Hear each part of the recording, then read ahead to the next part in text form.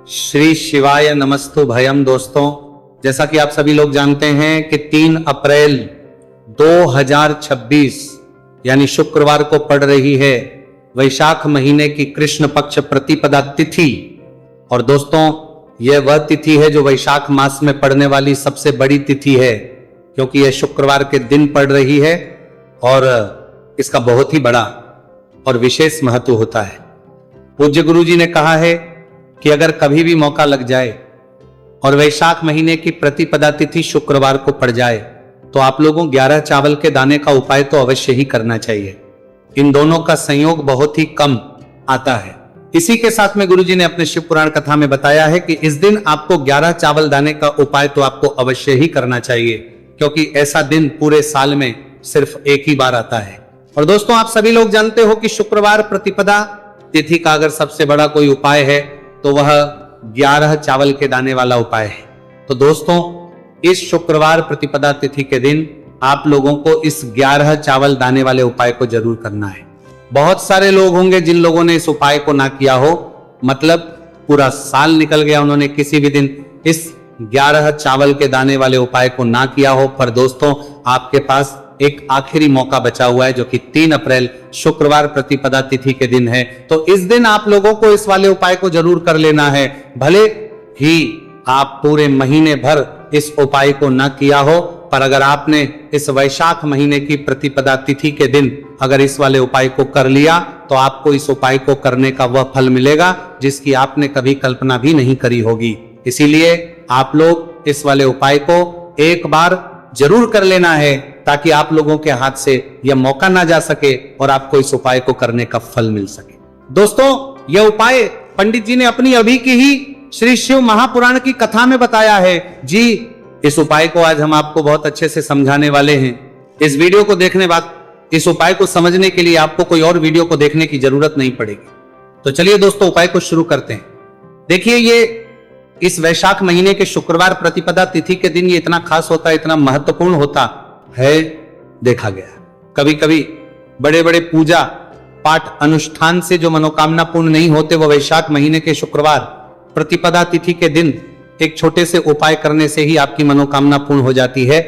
और बहुत सारे लोग इस उपाय को किया भी है और उनको इस उपाय को करने का फल भी जरूर मिला है। अगर आप लोग भी इस उपाय को करना चाहते हैं तो आप इस उपाय को पहले अच्छे से समझ लेना, सुन लेना, उसके बाद करना। आपको इस उपाय का फल जरूर मिलेगा। और इस उपाय को कर लेने से आपके घर में चाहे किसी भी प्रकार की दुहक और समस्या क्यों ना चल रही हो, आपको उसका कारण भी नहीं पता है कि भाई ये समस्या किसका कारण से चल रही है, उसका भी कुछ कारण हो सकता है, जैसे पितृदोष हो सकता है या किसी भी तरह का मंगल दोष भी हो सकता है। तो इस दिन आप लोगों को ये वाला उपाय कर लेना है।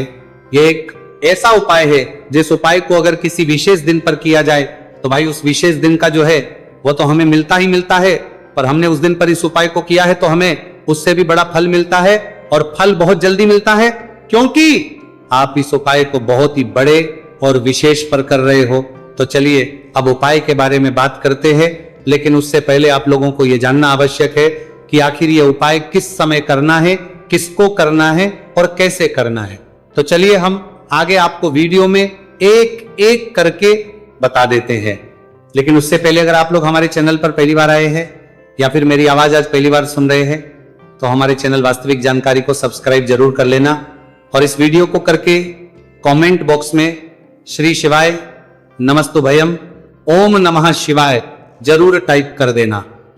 तो दोस्तों, इस 11 चावल के दाने वाले उपाय को हमें इस शुक्रवार प्रतिपदा तिथि के दिन कैसे करना है, किसको करना है, किस समय करना है और कहां पर करना है, ये सारे सवालों के जवाब आपको इस वीडियो में मिल जाएंगे। और जो ये वीडियो देखेगा भाई, उसको 11 चावल के दाने वाला उपाय जरूर करना चाहिए, क्योंकि इस दिन एक चावल के दाने का बहुत ही बड़ा और विशेष महत्व होता है। और जब बात आ जाए 11 चावल के दाने की तो यह सोने पर सुहागा वाली बात हो जाती है, और यह एक बहुत ही बड़ा उपाय हो जाता है इस शुक्रवार प्रतिपदा तिथि का। तो अब दोस्तों, इस 11 चावल के दाने वाले उपाय को आखिर करना किसको है, सबसे पहले हम लोग वो बात जान लेते हैं। तो देखो, घर की जो बड़ी माताएं बहनें होती हैं, उन माताओं बहनों में से कोई भी एक बड़ी माता बहन इस वाले उपाय कर सकती है। और दोस्तों, अगर आप चाहे तो अपने घर में से सभी सदस्यों को भी इस उपाय को करवा सकते हैं। अगर किसी व्यक्ति की खुद की कोई मनोकामना है, खुद की कोई दुख और परेशानी है जो कि वह अपने लिए ही करना चाहता है, इस वाले उपाय को तो वह खुद अपने लिए भी कर सकता है। बाकी अगर कोई घर में से ऐसा है जो कि अपने पूरे घर परिवार की सुख और शांति के लिए या वाला उपाय करना चाहता है तो भाई वो भी कर सकता है, उसमें भी कोई दिक्कत वाली नहीं है। कहने का मतलब यह है कि इस उपाय को हर एक सदस्य भी कर सकता है और पूरे घर परिवार के सदस्य के लिए घर की बड़ी माताओं बहनों में से कोई एक माता बहन भी कर सकती है। माताएं बहनें अगर घर में उपस्थित ना हो या वह ये वाला उपाय ना कर पा रही हो तो फिर घर का कोई बड़ा सदस्य भी इस 11 चावल के दाने वाले उपाय को कर सकता है, चाहे फिर वो पुरुष ही क्यों ना हो, उसमें कोई भी दिक्कत वाली बात नहीं है। अब दोस्तों, इस 3 बल के दाने वाले उपाय को हमें करना कहां पर है? हमें इसे शिव जी के मंदिर में जाकर करना है। बहुत सारे लोग प्रश्न करते हैं हर एक उपाय को करते समय क्या हम इस उपाय को घर पर कर सकते हैं? तो इस वाले उपाय को आप घर पर नहीं कर सकते हो। इस वाले उपाय को करने के लिए आपको शिव जी के मंदिर ही जाना पड़ेगा। उसके बाद में दोस्तों जो अगला प्रश्न निकल कर आता है वो ये आता है, इस उपाय को लेकर के आखिर इस उपाय को हमें किस समय करना है? सुबह के समय करना है कि शाम के समय करना है? तो देखो, इस वाले उपाय को आप लोग सुबह के समय भी कर सकते हो और शाम के समय प्रदोष काल में भी कर सकते हो। अब अगर आप पूछो कि भाई सबसे उत्तम समय कौन सा रहेगा इस 31 चावल के दाने वाले उपाय को करने का, तो हम आपसे बस यही कहेंगे कि इस उपाय को आप सुबह के समय करेंगे तो ज्यादा बेहतर होगा।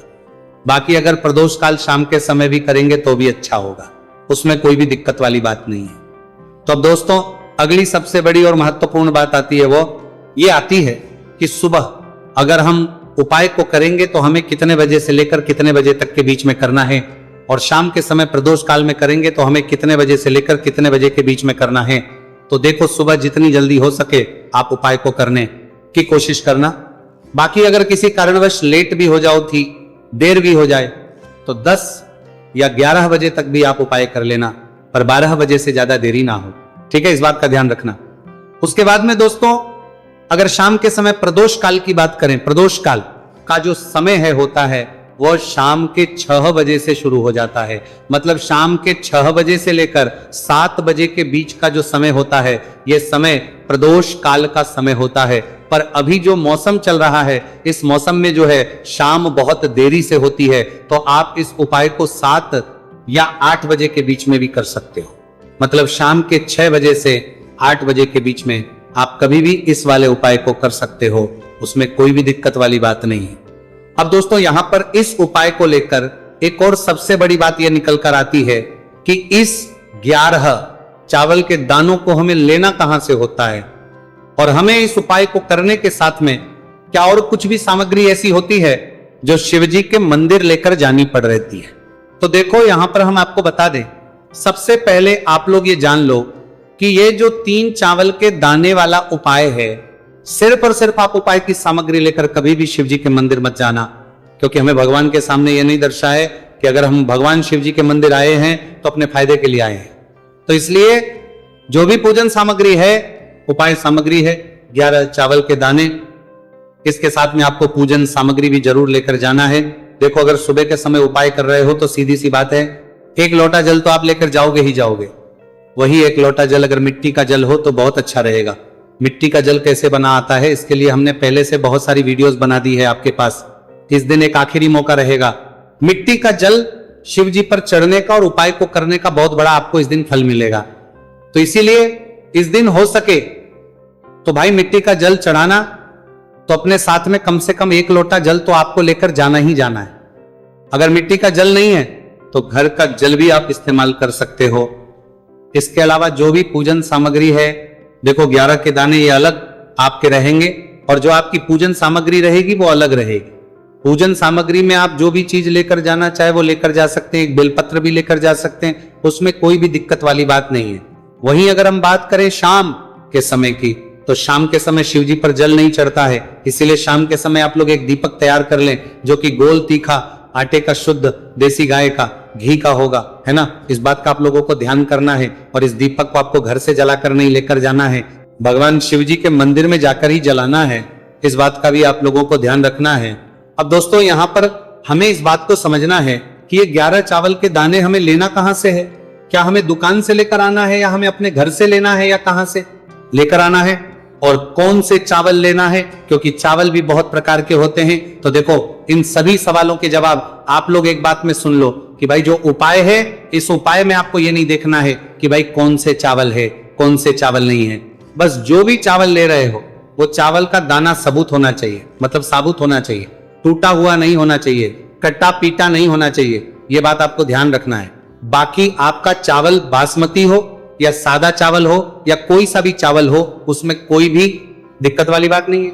तो सीधी सी बात है कि आपके घर के रसोई घर में जहां पर आप बनाते हो, वहां पर जो भी चावल आपके उपस्थित हो, उन चावलों में से अपनी एक कटोरी भर लेना या एक मुट्ठी चावल अलग से निकाल कर रख लेना, क्योंकि हम 11 चावल ही यहां पर इस उपाय में लेने वाले हैं, तो हमें ये चावल के दाने गिनकर निकालने पड़ेंगे।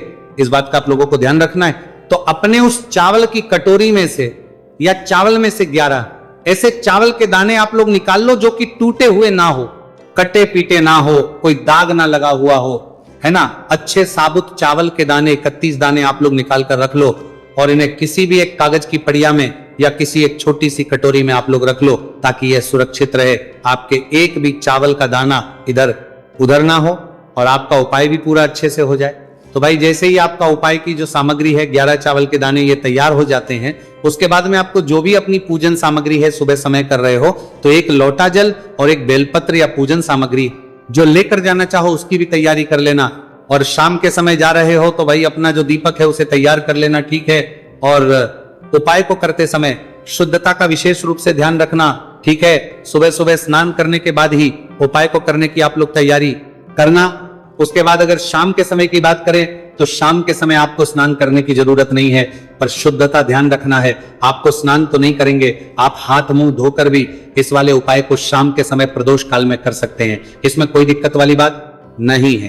तो आप अपने उपाय की पूरी सामग्री तैयार करके आपके पास ही में जो आपका शिव मंदिर हो वहां पर पहुंच जाइए। सबसे पहले शिव मंदिर में जाकर आप लोगों को उपाय नहीं करना है, पहले भगवान के दर्शन करना है, भगवान से आशीर्वाद प्राप्त करना है, फिर शिव जी की शिवलिंग के पास में आना है। शिवलिंग के पास में आने के बाद जो पूजन सामग्री लेकर आए हुए हैं, जैसे कि सुबह गए हुए होंगे तो 1 लोटा जल और जो भी पूजन सामग्री लेकर आए हैं आप उनसे भगवान शिव जी की पूजन कीजिए। सबसे पहले तो 1 लोटा जल ही चढ़ेगा, फिर आपको एक बेलपत्र श्री शिवाय नमस्तु भयम का जाप करते हुए शिवलिंग पर चढ़ा देना है। उसके बाद में आपकी पूजन सामग्री चढ़ेगी। उसके बाद में अगर दोस्तों शाम के समय अगर आप इस उपाय को कर रहे हो तो अपने साथ कम से कम एक जो दीपक है गोल बाती का जो आप अपने साथ में लेकर गए हो, उस दीपक को मंदिर में जाकर अपनी माचिस से जलाना है और उस दीपक को शिवलिंग के पास में रखना है, ठीक है। इस दीपक को रखने के बाद ही आप लोगों को अपना यह वाला उपाय शुरू करना है। और दीपक को ज्यादा पास में मत रखना, वैसे भी गर्मी पड़ रही है, भगवान शिव जी को आंच नहीं लगनी चाहिए, है ना। तो भाई जैसे ही आपकी पूजा अर्चना हो जाती है, आप भगवान शिव जी को प्रसन्न कर लेते हैं। उसके बाद शिवलिंग के पास ही में आप कहीं पर बैठ जाइए, सामने या आसपास जिस जगह पर आपको बैठना हो वहां पर बैठ जाइए और अपने वह 11 चावल के दाने अपने सामने निकाल कर रख लीजिए, क्योंकि अब यहां पर उपाय को यहां पर करने की आपको तैयारी करना है। और इस तरीके से जब आप उपाय करेंगे, पूजन सामग्री करने के बाद, पूजन अर्चना करने के बाद, तो आपको उपाय का फल बहुत जल्दी और बहुत होकर मिलेगा। तो अपने चावल के अपने सामने निकाल कर रख लेना।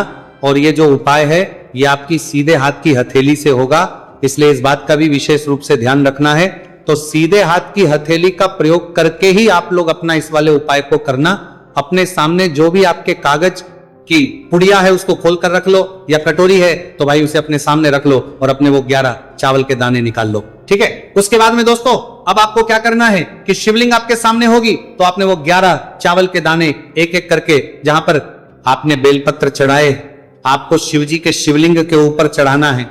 कहां पर चढ़ाना है? शिवलिंग के ऊपर चढ़ाना है, और कहीं पर भी नहीं चढ़ाना है। आपको अपने हथेली से तो शिवलिंग के ऊपर चढ़ाना है, भले ही फिर वो अपने आप जलाधारी पर गिर जाए, ये मतलब वहीं पर गिर जाए, उसमें कोई दिक्कत वाली बात नहीं है। पर आप चढ़ाओ शिवलिंग के ऊपर तो आपको क्या करना है? अपना पहला चावल का दाना उठाना है, श्री शिवाय नमस्तु भयम बोलना है और शिवलिंग पर चढ़ देना है। इसी तरीके दूसरा चावल का दाना उठाए, शिवलिंग पर चढ़ना है और मंत्र बोल देना है। और फिर तीसरा चावल का दाना उठाना है, श्री शिवाय नमस्तु भयम बोलना है और चढ़ देना है। इसी प्रकार से आपको पूरे 11 चावल के दाने एक एक करके शिव जी के शिवलिंग के ऊपर चढ़ाना है और भगवान से प्रार्थना करते जाना है। मतलब प्रार्थना तो आपको आखिरी में करना है, पर हर एक चावल के दाने को चढ़ाते समय श्री शिवाय नमस्तु भयम जरूर बोलना है। उसके ही में ये चावल का दाना शिवलिंग के ऊपर आपको चढ़ाना है। जैसे ही आपके 11 चावल के दाने शिवलिंग के ऊपर चढ़ते हैं तो भाई उसके बाद में आपको क्या करना है, भगवान से अपनी मनोकामना बोलना है। मनोकामना भी कब बोलना है, जब आपका 11 चावल का दाना आपके सीधे हाथ की हथेली में हो और आप उसे चढ़ाने के लिए जा रहे हो। श्री शिवाय नमस्तु भयम बोलकर उस आखिरी चावल के दाने को शिवलिंग के ऊपर चढ़ा देना। भगवान से फिर अपनी वो मनोकामना बोल देना जिस मनोकामना के लिए आप लोग अपना ये वाला उपाय कर रहे हो, जिस भी दुख और परेशानी के लिए आप लोग अपना ये वाला उपाय कर रहे हो। उसके बाद में जैसे ही आप अपनी मनोकामना बोल देते हो, आपका ये वाला उपाय पूरा हो जाता है। पर दोस्तों, उपाय को करने के बाद आप लोगों को 2 मिनट भगवान शिव जी के मंत्र का जाप जरूर करना है और मंत्र का जाप करने के बाद भगवान से एक और बार करना है अपनी मनोकामना के लिए या अपनी जो भी दुख और परेशानी है उसके लिए। इसके बाद में आप लोग भगवान को देखकर भगवान से प्रार्थना करके उनसे आशीर्वाद लेकर वहां से उठ सकते हैं और अपने घर पर जा सकते हैं। बस दोस्तों, यहाँ पर ये वाला उपाय पूरा हो जाता है। इस तरीके से जो भी व्यक्ति छोटी छोटी चीज का ध्यान रखते हुए इस 11 चावल के दाने वाले उपाय को करेगा, निश्चित सी बात है उससे उसकी मनोकामना पूरी होगी और जो भी दुख और परेशानी है वो भी बहुत ही जल्दी दूर होंगे। तो दोस्तों, ये थे पूज्य गुरु जी द्वारा बताए गए कुछ बहुत ही खास उपाय। अगर आपको जानकारी अच्छी लगी हो तो वीडियो लाइक करिएगा। मिलते हैं फिर एक नई वीडियो के साथ। श्री शिवाय नमस्तु भयम।